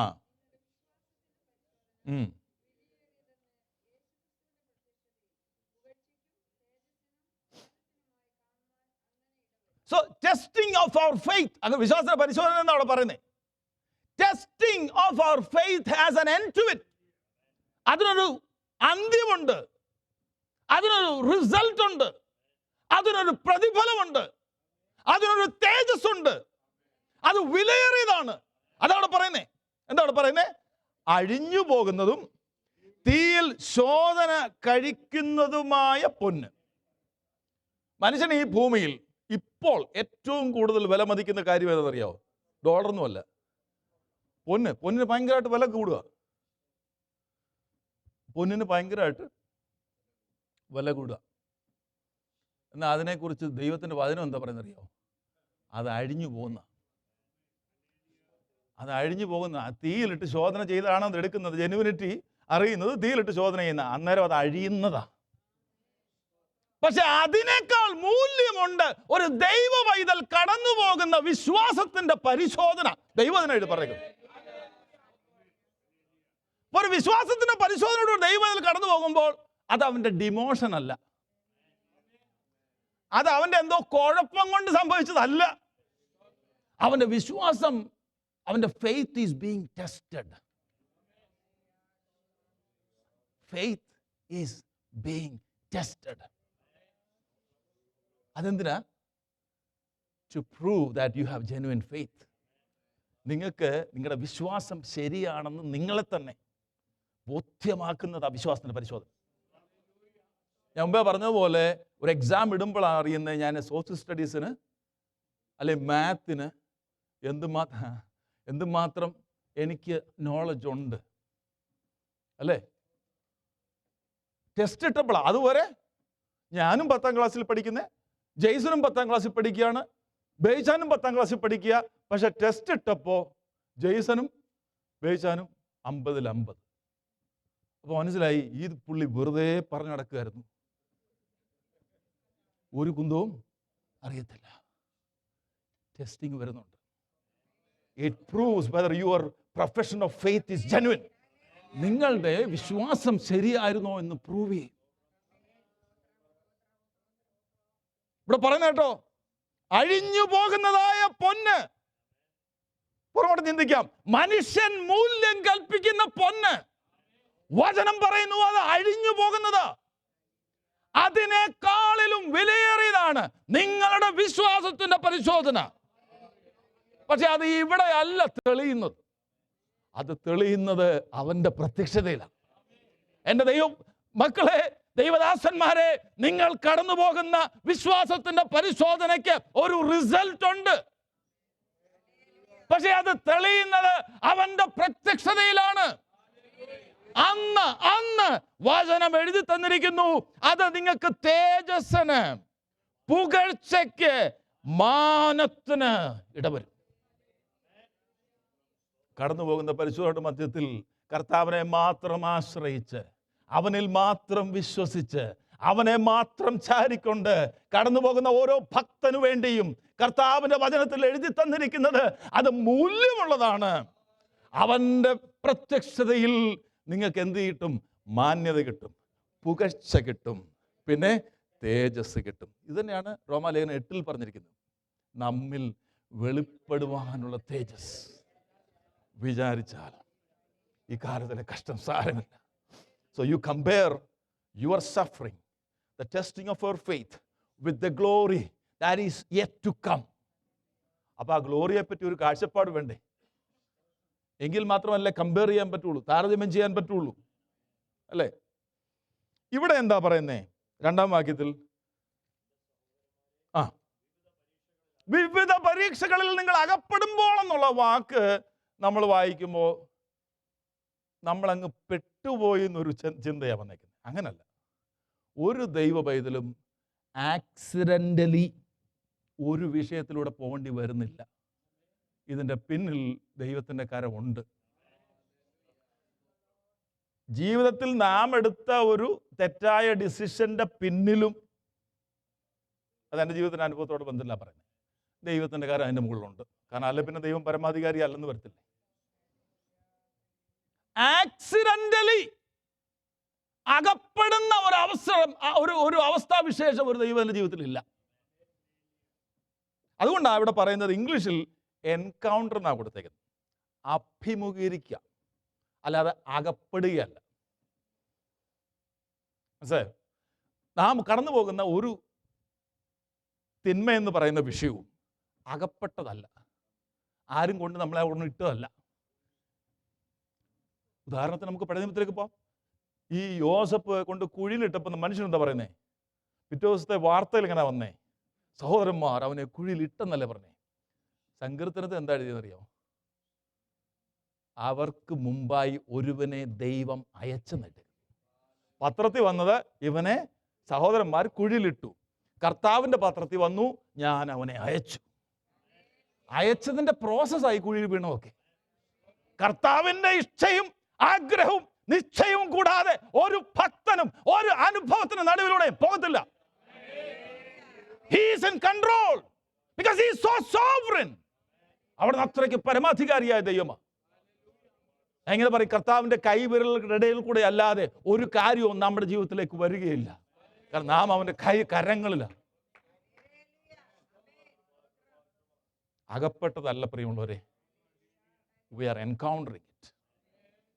നമ്മൾ പെട്ടുപോയതല്ല, we are encountering it, we are facing it, and we will face it, because this is the testing of our faith, proving that our faith is genuine.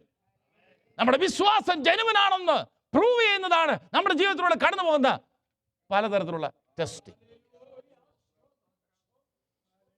Count it all joy when you encounter various trials. ഒന്നിനു പുറമെ മറ്റൊന്ന്. Hallelujah. മറ്റൊരു കാര്യം നമ്മൾ മനസ്സിലാക്കേണ്ടത്, ഒരു പ്രശ്നം ഉണ്ടാകാൻ വേണ്ടി ഒരു പ്രശ്നം നമ്മുടെ ജീവിതത്തിൽ ദൈവം അനുവദിക്കത്തില്ല. അവൻ ഇച്ചിരി സ്വസ്ഥതയോട്ടിരിക്കുക, എന്നാൽ ഇച്ചിരി പ്രശ്നം കൊടുത്തേക്കാം. നോ, അതല്ല ദൈവം ചെയ്യുന്നത്. എല്ലാ പ്രശ്നത്തിനും പിന്നിലും ദൈവത്തിന് വ്യക്തമായ ഉദ്ദേശമുണ്ട്. Clear cut പർപ്പസാണ്. അല്ല, വെറുതെ അല്ല ഒരു ഭക്തനെ ദൈവം ചില അനുഭവങ്ങളുടെ നടുവിലൂടെ കടത്തിവിടുന്നു. God does not give us trouble for trouble's sake. It is not an end in itself. അത് അതിൽ തന്നെ അവസാനിക്കുന്ന ഒരു വിഷയമല്ല. അതിനപ്പുറം ഒരു ഭക്തൻ കടക്കും. Because God is the one who is leading you through that. അതുകൊണ്ടാണ് സങ്കീർത്തനത്തിൽ പറയുന്നത്, കൂരിരുളുടെ താഴ്വരയിൽ കൂടെ നടക്കേണ്ടി വന്നാലും അവിടെ കിടക്കുകയല്ല, അകപ്പെട്ടിരിക്കുകയല്ല. അവിടെ പറഞ്ഞിരിക്കുന്ന even though I walk through the valley of shadow of death. ഏതാ? മരണ നിഴലിൻ താഴ്വര എന്ന. കൂരിരുൾ എന്നാ മലയാളത്തിൽ വന്നത്. ഇംഗ്ലീഷിൽ വന്നപ്പോഴത്തേന് മരണ നിഴലിൻ താഴ്വരയിൽ കൂടെ കടക്കേണ്ടി വന്നാലും ഞാൻ ഒരു അനർത്ഥവും ഭയപ്പെടുകയില്ല. കാരണം നീ എന്നോട് കൂടി ഇരിക്കുന്നല്ലോ, നിന്റെ വടിയും കോലും എന്നെ ആശ്വസിപ്പിക്കുന്നു. Knowing that God does not give us trouble for trouble's sake. It is not an end in itself. മൂന്നാം വാക്യത്തിൽ നിങ്ങളുടെ വിശ്വാസത്തിൻ്റെ പരിശോധന സ്ഥിരത ഉളവാക്കുന്നു എന്നറിഞ്ഞ് പിന്നെയും പറയാ, ആ ശേഷം സന്തോഷമെന്ന് എണ്ണുവിൻ. Knowing this, that the trying, the testing of your faith produces endurance. എന്ന് പറഞ്ഞാൽ patience. What is faith? എന്താ വിശ്വാസം എന്ന് പറഞ്ഞാൽ? പല നിലകളിൽ വിശ്വാസം നമുക്ക് ഡിഫൈൻ ചെയ്യാൻ കഴിയും. യൂദയുടെ ലേഖനത്തിൽ വിശ്വാസം എന്ന് പറഞ്ഞിരിക്കുന്നത് ഉപദേശത്തെക്കുറിച്ചാണ്. വിശുദ്ധന്മാർക്കായി ഒരിക്കലായി ഭരമേൽപ്പിക്കപ്പെട്ട വിശ്വാസം. അതിനെക്കുറിച്ച് തന്നെ അവിടെ പറഞ്ഞിരിക്കുന്നത് ആദി വിശുദ്ധ വിശ്വാസം. The most holy faith is the doctrine. എന്നാൽ ഇവിടെ വിശ്വാസം എന്ന് പറഞ്ഞിരിക്കുന്നത് ദൈവത്തിലുള്ള അടിയുറച്ച ആശ്രയബോധം. Complete trust in an almighty God. ദൈവത്തിലുള്ള അടിയുറച്ച ആശ്രയബോധം. ഈ ലക്ഷ്യം തെറ്റിക്കാനാണ് പിശാച് ശ്രമിക്കുന്നത്. ദൈവവും നമ്മെ പരിശോധിക്കുന്നത് എന്തിനാ? ജെനുവിൻ ആണോ എന്നറിയാൻ. So God will not allow trouble for trouble's sake.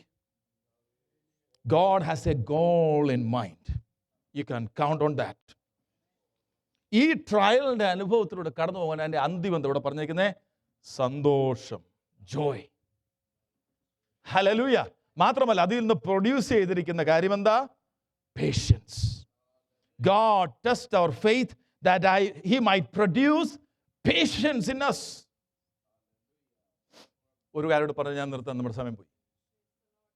Faith, to be genuine faith, there should be a testing. വിശ്വാസം ശരിയായ വിശ്വാസമാണോ എന്നറിയണമെങ്കിൽ അതിനൊരു ടെസ്റ്റിംഗ് ആവശ്യമാണ്. ആർക്കായി ടെസ്റ്റിംഗ് ആവശ്യം? ആർക്കായി വിശ്വാസം ജെനുവിൻ ആണോ എന്ന് അറിയണ്ടേ? ദൈവത്തിനറിയാം നമ്മുടെ വിശ്വാസം ശരിയാണെന്നോ അല്ലയോ. ദൈവത്തിന് ശരിക്കും അറിയാം. നമ്മളീ പറയുന്ന സ്തോത്രവും നമ്മളീ പറയുന്ന ഹല്ലേലൂയയും നമ്മൾ ചെയ്യുന്ന എല്ലാ പ്രവൃത്തികളും ദൂരത്ത് നിന്ന് നമ്മുടെ വായിലെ വാക്ക് വരുന്നതിന് മുമ്പേ നാം എന്താ പറയാൻ പോകുന്നു എന്ന് അറിയുന്നൊരു ദൈവത്തിന് മുമ്പിൽ 130 സങ്കീർത്തനം അത് തന്നെ എഴുതിയേക്കുന്നത്. Even before there is a word on my tongue you know it all എന്ന് എഴുതി വെച്ചത്. ഞാൻ പറയുന്നതിന് മുമ്പേ എന്താ പറയാൻ പോകുന്നതെന്ന് അറിയുന്നൊരു ദൈവം. So God knows whether our faith is genuine or not. നമുക്ക് ബോധ്യമാക്കി തരും. എത്രയോ പ്രാവശ്യം ദൈവത്തോട് പറഞ്ഞിട്ടുണ്ട്, ദൈവമേ ഇത്രയേ ഉള്ളൂ ഞാനല്ലേ. നമ്മുടെ ഒന്നുമില്ലായ്മ വെളിപ്പെടുത്തി തരും. ഇത്രയേ ഉള്ളൂ നാം നിൽക്കുന്നത് അവൻ്റെ കൃപയാണ്. നമ്മുടെ വിശ്വാസത്തിൻ്റെ കൂടുതലല്ല, അവൻ്റെ കൃപയൊന്നു മാത്രമാണ്. ദൈവം അബ്രഹാമിനെ വിളിച്ച് വാഗ്ദത്തങ്ങൾ കൊടുക്കുന്നു. എന്നിട്ട് പറയാ, ഞാൻ നിന്റെ ഉദരത്തിൽ നിനക്ക് സന്തതി തരും. Abraham believed God and it was reckoned to him as righteousness. നേരത്തെ ഇങ്ങനൊരു സംഭവം ഇവിടെ ജീവിതത്തിൽ നടന്നതായിട്ട് പുള്ളിക്കാരില്ല, ഇല്ല, അനുഭവമില്ല. നമുക്ക് വിശ്വസിക്കാൻ എളുപ്പമാണ്. നമ്മൾ എപ്പോഴും റെഫർ ചെയ്യും എബ്രഹാമിനെ, അല്ലേ? വാർദ്ധക്യത്തിലായിരിക്കുന്ന ആ വൃദ്ധനായ പിതാവിന് ദൈവം സന്തതിയെ കൊടുത്ത്, അതുകൊണ്ട് ഞാനും വിശ്വസിക്കാന്ന് പറയും. അബ്രഹാമിന് ആരെയാണ് റെഫർ ചെയ്യാനുള്ളത്? ഒരുത്തിനുമില്ല. മുമ്പേ ഇങ്ങനെ ഒരു സംഭവം നടന്നതായിട്ടൊരു തെളിവുമില്ല. But Abraham believed. Because Abraham was not believing in facts. Abraham was believing in a person. Abraham വസ്തുതകളെ അല്ല വിശ്വസിച്ചത്, അബ്രഹാം വിശ്വസിച്ചത് വ്യക്തിയെ. അതുകൊണ്ടാണ് അപ്പോസ്തലനായ പൗലോസ് പറയുന്നത്, ഞാൻ എന്ത് വിശ്വസിച്ചിരിക്കുന്നുവെന്ന് ഞാൻ അറിയുന്നതല്ല, ഞാൻ ആരെ വിശ്വസിച്ചിരിക്കുന്നുവെന്ന് ഞാൻ അറിയും. God knows whether Abraham trusts him completely. God knows it. God knows it. But to prove Abraham, പറയുക ടെസ്റ്റിംഗ് വന്നു. 22-ാം അധ്യായത്തിൽ 11-ന്റെ അവസാനം വിളിച്ചു, 12-ന്റെ തുടക്കത്തിൽ അത് കാണാം. 15 വന്നപ്പോൾ വാഗ്ദത്തം കൊടുക്കുന്നു, 22-ലായപ്പോൾ ടെസ്റ്റായി. അതിനിടെ ഒരുപാട് സംഭവം നടന്നു. ടെസ്റ്റ് ചെയ്യുമ്പോൾ പറയുക, നീ സ്നേഹിക്കുന്ന നിന്റെ ഏകജാതനായ ഇസ്ഹാക്കിനെ തന്നെ നീ യാഗം അർപ്പിക്കണം. ലിറ്ററലി യാഗം അർപ്പിച്ചില്ലെങ്കിലും പുള്ളി മനസ്സുകൊണ്ട് യാഗം അർപ്പിച്ചു കഴിഞ്ഞു. അതാ എക്സ്പീരിയൻഷ്യൽ നോളജാണ് ദൈവത്തിന് ഇഷ്ടം. നമ്മൾ ചുമ്മാ സ്തോത്രം 100 പ്രാവശ്യം പറഞ്ഞാലും അകത്തുനിന്ന് ഒരു സ്തോത്രമേ വന്നുള്ളെങ്കിലും ദൈവത്തിന് അതാ ഇഷ്ടം. Hallelujah! The experiential knowledge. So faith will be tested. ഒരു കാര്യം കൊണ്ട് പറഞ്ഞിട്ട് ഞാൻ നിർത്താം. God tests our faith that he might produce patience in us. എന്താ അറിയാം അടുത്ത വാക്യത്തിൽ പറയുന്നേ? So that we will be perfect and complete, lacking in nothing. നിങ്ങളുടെ സ്വർഗീയ പിതാവ് സദ്ഗുണപൂർണനായിരിക്കുന്നത് പോലെ നിങ്ങളും സദ്ഗുണപൂർണനാകുകയും. അതിലേക്കല്ലേ നമ്മുടെ യാത്ര? പൂർണ്ണതയിലേക്കുള്ള യാത്രയിൽ നമ്മുടെ വിശ്വാസത്തിന് എന്തുമാത്രം മാറ്റമുണ്ടെന്ന് നമ്മെ തെളിയിക്കുന്ന ടെസ്റ്റിങ്ങിലൂടെ കടന്നു പോകുന്ന ദൈവമക്കളെ, അതിൻ്റെ നടുവിൽ ദൈവം കർത്താവിൻ്റെ പ്രത്യക്ഷതയിൽ മഹത്വവും മാനവും പുകഴ്ചയും ഒരുക്കിയിട്ടുണ്ട്. നടുവിൽ God proves to us whether our faith is genuine. അത് ജെനുവിൻ ആണോ എന്ന് ദൈവം എന്ത് ചെയ്യും? പ്രൂവ് ചെയ്തുകൊണ്ടിരിക്കും. അപ്പോൾ നാം കടന്നു പോകുന്ന അനുഭവത്തിന് നടുവിൽ ദൈവത്തിനൊന്ന് മഹത്വം കൊടുത്താൽ, അല്ലേ, വിശ്വസിച്ചുകൊണ്ട് ദൈവത്തിൽ തന്നെ ആശ്രയിച്ചാൽ എത്രയോ അനുഗ്രഹമായിരിക്കും, അല്ലേ? കർത്താവിനെ ഒന്ന് സ്തുതിക്കാമോ? ഹല്ലേലൂയ! കർത്താവിനെ ഒന്ന് സ്തുതിച്ചാട്ടെ. ഒരുപക്ഷെ നാം കടന്നു പോകുന്ന ജീവിത സാഹചര്യങ്ങൾ മറ്റുള്ളവർക്ക് അറിയില്ലായിരിക്കാം. അറിയണ്ടാതെ ആരോടും പറയേണ്ട കാര്യമില്ല, കാരണം അവർക്കത് മനസ്സിലാക്കുവാൻ സാധിച്ചില്ലെന്ന് വരാം. എന്നാൽ അതിൻ്റെ നടുവിൽ നമുക്ക് തന്നെ എല്ലാം അറിയാമെന്ന് വരത്തില്ല, അല്ലേ? എന്തുകൊണ്ടാണ് നാം ഈ സാഹചര്യത്തിലൂടെ കടന്നു പോകുന്നതെന്ന് ഒരുപക്ഷെ നമുക്ക് തന്നെ അറിയാൻ കഴിയത്തില്ല. എന്നാൽ അതിൻ്റെ നടുവിൽ ദൈവത്തിന് മഹത്വം കൊടുത്താൽ ഒരു കാര്യം ഉറപ്പിക്കാം, ദൈവം ഒരു പ്രശ്നം ഉണ്ടാകാൻ വേണ്ടി ഒരു പ്രശ്നത്തിലൂടെ നമ്മെ കടത്തിവിടത്തില്ല. ദൈവത്തിന് അതിൻ്റെ അപ്പുറം ഒരു റിസൾട്ട് ഉണ്ട്, ഒരു സന്തോഷം ഒരുക്കിയിട്ടുണ്ട്, ഒരു മഹത്വം ഒരുക്കിയിട്ടുണ്ട്, ഒരു മാന്യത ഒരുക്കിയിട്ടുണ്ട്, ഒരു പുകഴ്ച വരും. അതെന്താണെന്നറിയാമോ? അവൻ്റെ പ്രത്യക്ഷതയിൽ. അങ്ങനെയാണെങ്കിൽ കണ്ണടയ്ക്കാം, പ്രാർത്ഥിക്കാം. ദൈവസ്ഥലം ഒരു ദിവസം എഴുന്നേറ്റ് നിന്ന് നമ്മുടെ കുഞ്ഞുങ്ങൾ കർത്താവിനെ സ്തുതിക്കുമ്പോൾ അവരോട് ചേർന്ന് ദൈവത്തിൻ്റെ നാമത്തെ കർത്താവിനെ മഹത്വപ്പെടുത്തുവാൻ രാവിലെ കർത്താവ് നമ്മെ സഹായിക്കട്ടെ. ഈ വചനങ്ങളാൽ കർത്താവ് നമ്മെ അനുഗ്രഹിക്കുമാറാകട്ടെ. ഹല്ലേലൂയ.